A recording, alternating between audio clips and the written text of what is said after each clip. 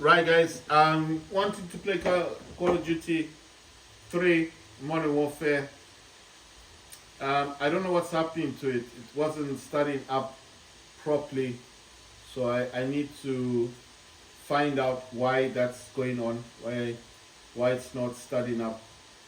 It was saying I need to verify all files, which I really don't understand why it would do that. So let's see if it's gonna let me play the game.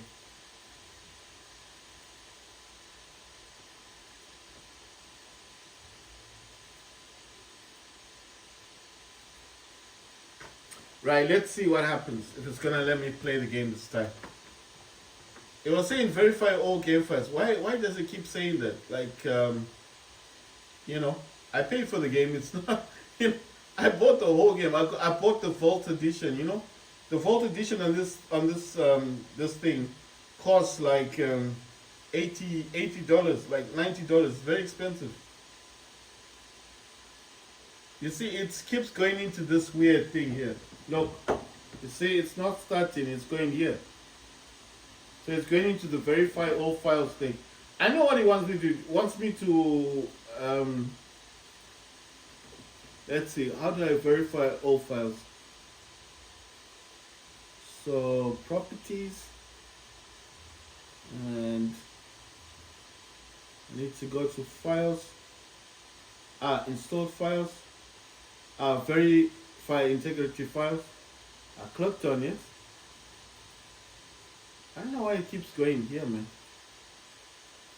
Right, so so what you do is you select your game, click on this settings thing, on manage, click on manage, and then select properties, and now I can't find it. What?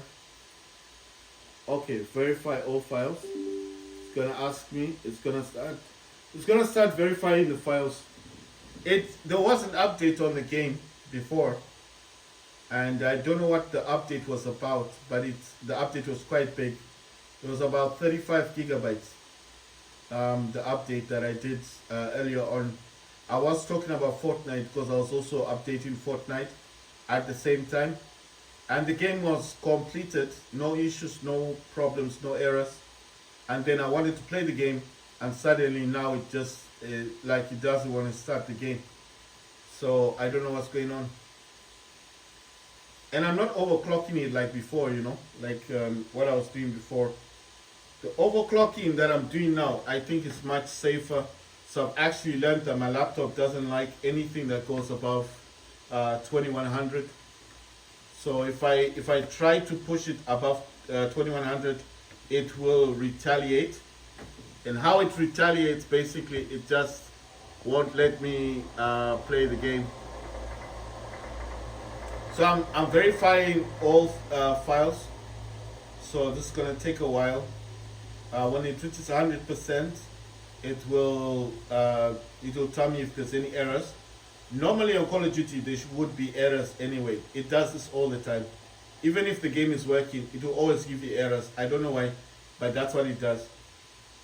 I even put DirectX. I got the BAT file, the BAT file from Microsoft, and I downloaded the DirectX because it was giving me DirectX errors. But I don't understand, because I play Counter-Strike 2, no error, DirectX error. I play War Robots Frontiers on Epic on the highest graphics setting, no DirectX errors. I play Fortnite, which is the full game, the 100 gigabyte game that I installed on Epic Games Launcher, and I played that on Epic. That's the highest graphics setting, and it works. And I'm overclocking my card on top of that. I'm overclocking with GeForce Experience, and I also use MSI Afterburner, and I'm overclocking my card by about 1995 megahertz. I was using the 1950, so the overclocking that I've got now is about, I have 2100. I think I've got a 2100 overclock with 900 as the voltage. So if you understand the voltage of Afterburner. Actually, let me show you the Afterburner. While this is verifying integrity of files, I will show you after MSI Afterburner. This is going to take a while. It's on 50%, it's almost done. Let me just show you MSI Afterburner. So up in here, the first one, The first one is about, I changed it. So it's about 2100. That's the first one now. I changed that. That's 2100. So the curve editor, sorry, let me just push this back. This is the curve editor, right? So with this curve, what you need to do is you need to, on here, the core clock, you need to put the curve down to 0. Well, you just kind of click on this and push it backwards, yeah? Until the graph will be round, isn't it? It's not square like this, it's round.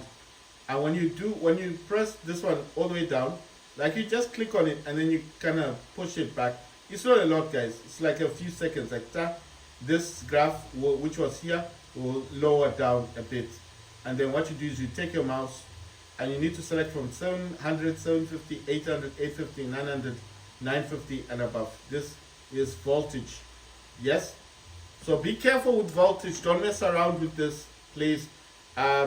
Don't do what I'm doing, because I'm telling you what I am doing with my laptop.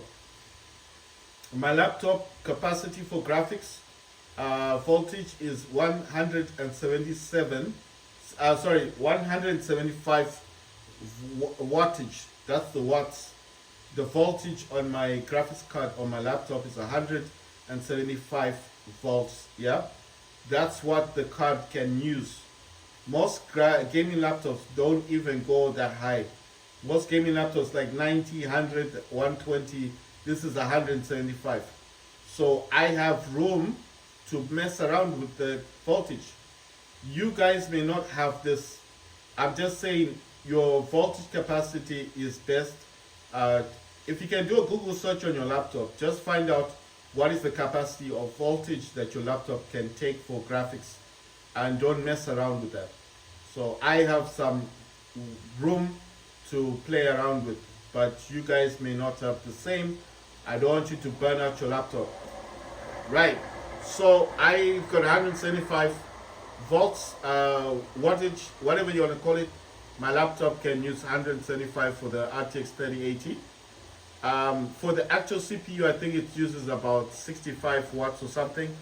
Overall voltage on the laptop is about 220 watts. Yeah, and most of that most of the power is going to the graphics card. Okay, so I selected 900, and then you kind of like have to play with the graph and select one of these. Undervolting is 700, 750 is undervolting, that means less power, and anything above 750 going in this direction, 850, 900, 950 is overclocking. And then depending on where you click on your mouse on that graph that's usually round, you know, when you lower the core clock, it's just like you kind of click, and then, like I said, you click and you press just a few seconds, and then that thing that's round will kind of lower, and then you kind of have to select the one you want to do undervolting or overclocking. I select overclocking, and then I have to pinch that that round graph thing, and you kind of have to pull it upwards, and you have to select where you want to take it. And depending on where you take it here, so like I said, if you go up, you are overclocking more power. If you go down, less power. The same thing on this graph, you know, on this this line here, where this is the power, yeah. So 700 all the way upwards is power. This is voltage. So if you go down, if you go this way left, it's less power. If you go right, this direction, the more power. So you got to be careful, because if your laptop doesn't want or like the voltage, and you try to save it on one of these 1 up to 5, your laptop will freeze. You won't be able to move your mouse sometimes. You won't even be able to look at your other desktops. And what that is telling you is that the laptop itself has rejected your curve, or what you're trying to do, your overclocking. Don't worry, don't touch anything, don't panic. All you gotta do is leave your laptop alone.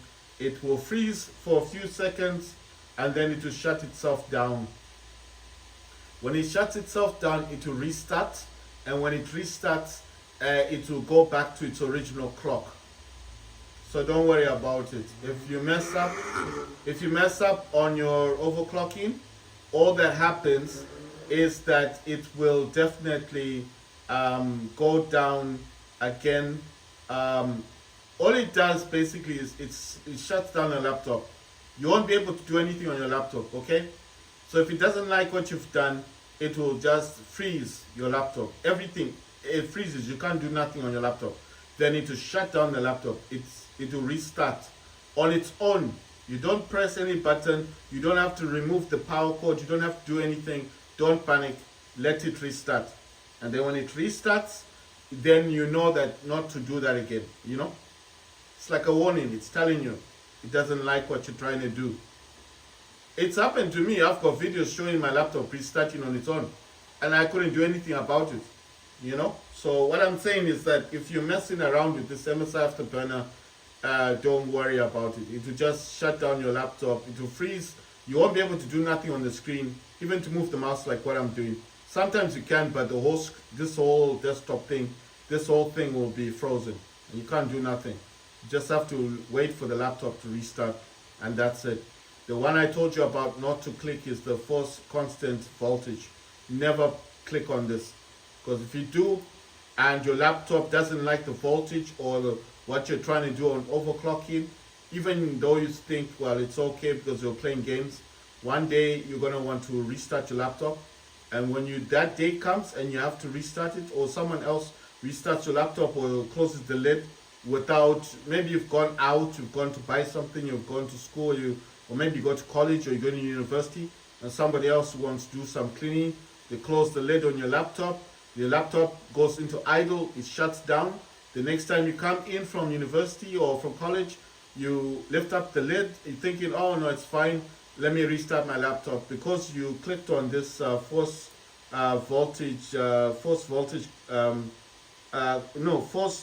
constant voltage, what will happen is your laptop will give you a blue screen because it's telling you that it can't start up properly.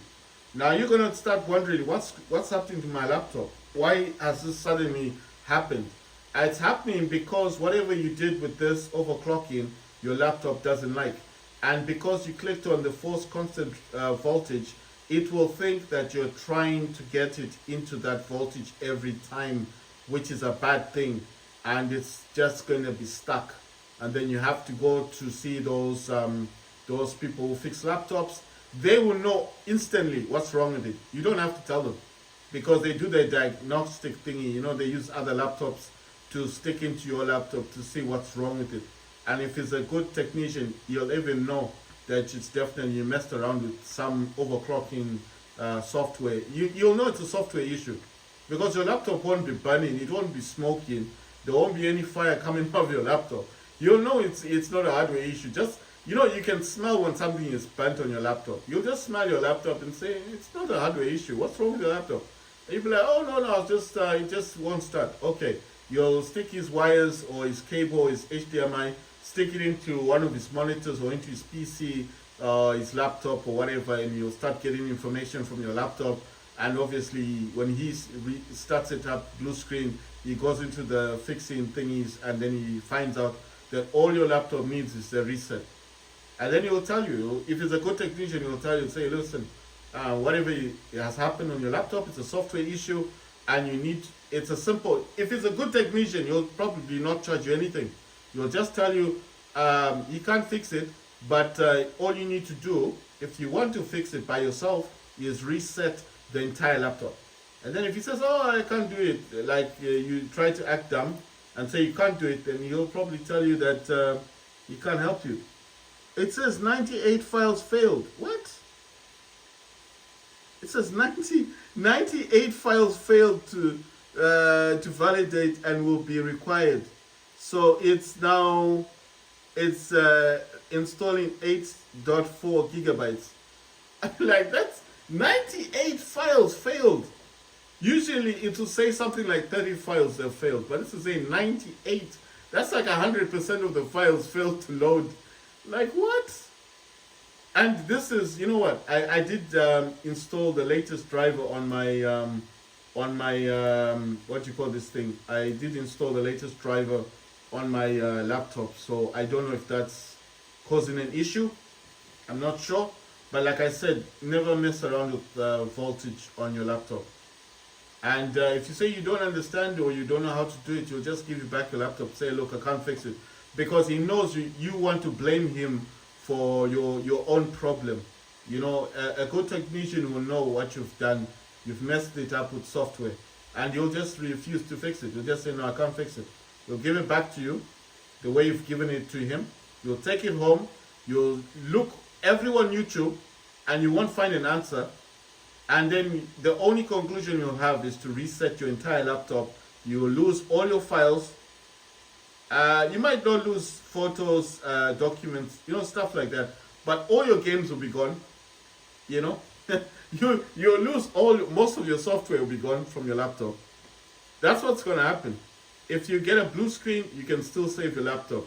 If you get a black screen, that's a big problem, because then you really need some divine, you know, spiritual power to get your laptop back in good order. Because a black screen, it means hardware failure. A blue screen is software related. It usually means there's still hope. You can still fix your laptop or your Steam Deck. If it's a blue screen, you're still in the okay zone. But once it touches black screen area, that means danger zone. That means something is definitely wrong with your hardware. Something you've burnt out something on your laptop. That's what I think anyway. Black screens are bad. Blue screens are bad too, but blue screens are mostly software related. So if it's a software issue, it's a whole lot better, because it means all you gotta do is reset your laptop. That's it. And once you reset it, you fix it. That's how it works. I don't even know if this is okay. It's validating. It's updating the software. It says 74%, so it's actually doing what it needs to do. All I'm basically saying is don't mess around with MSI Afterburner just because you watch my videos. The best thing to do, all I'm saying to people is I'm trying to give you guys the better numbers and the voltages and the curve that I use. But you have to remember that I learned this also from YouTube, from watching other professional people. When I say professional, these are people who deal in computers, who deal in gaming laptops. They know what they're talking about. And then I learned from them, and they talk about how to use MSI Afterburner on a laptop. Like I said, do not compare a computer and a laptop. They're not the same. I know a lot of people think it's a computer and laptop are similar. Yes, they're similar. They run programs, but a computer can use far more power. It uses more power for the graphics card and for the CPU. It uses more power basically. You can't compare a computer and a laptop. It's incomparable. I know, like, I'll tell you something. What I used to do is I used to look at the graphics card of a computer and my laptop, and I used to compare them and say, oh, they're the same. They're not the same. One, the computer graphics card probably has more overclocking potential. You can push it more, you can stress it more, and if you do a benchmark, you'll actually see that the computer graphics card is better equipped for overclocking than your laptop. You know, it's not the same thing. So I used to think RTX 3060 and the one for the computer is the same. It's not the same. The one for a computer actually has 12 gigs of VRAM. The one for the laptop has 6 gigs of VRAM. So that should tell you something. It's not the same card. You know, these 1070s, the computer graphics card is more powerful than a laptop graphics card with 1070. And you have to remember, every time they release a new graphics card, the RTX graphics card, every time, like the 5000 series is coming, yeah? What do you think is going to happen to the 4000 series? They're going to provide software and limit your performance. Why? Because they want to force you to buy the new laptops. That's what they do every year. They do that all the time. When people bought the 10 series, the 1080s, everyone was buying those laptops. The 2000 series came out, the 2060s came out, people stopped buying the 1080s. I mean, 1080 was still popular back then, and 1070. But nowadays, who buys them? No one. Nobody's buying a 1060 or 1060s are dead. they're buying the 1070 laptops because of the 8 gigs of VRAM, or the 1080 is still popular, especially if you get the SLI, which is the the two graphics cards that work together in laptops. But those laptops are the really older Alienware laptops, or if you're lucky, you get these scan laptops. These I forgot what they're called, but these laptops that use really big graphics cards. You can remove the graphic card from inside them. And then if you're really lucky, maybe you get a laptop that's, because these cards are called MXM cards, yeah? You can remove them. How do I know about the cards? Because I had an Alienware laptop. I had the M15X. This was back in 2016. And back then, back in those days, if you had a 2 gigs of VRAM on your graphics card, you were the thing, you know, you were the big man. I mean, everybody would love your content, you know, like if you tried to sell a graphics card on eBay in 2016 with 2 gigs of VRAM, you could really sell it for like $300, you know. You could sell it for a lot of money. You can't do that now. you can't sell these cards for $200. No one's gonna buy them. But the GTX 980, 970, they do come with 8 gigs of VRAM. But those are the old cards. That's why I'm saying these are the old laptop cards, you know. Right, I just want to see if, and then make another video